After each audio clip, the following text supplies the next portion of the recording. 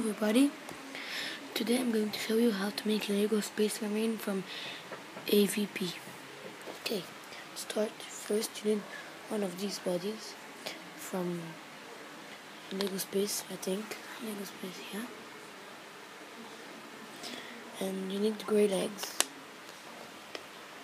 You take the body, yes, take it like this.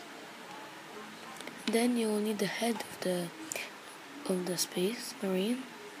Stick it here.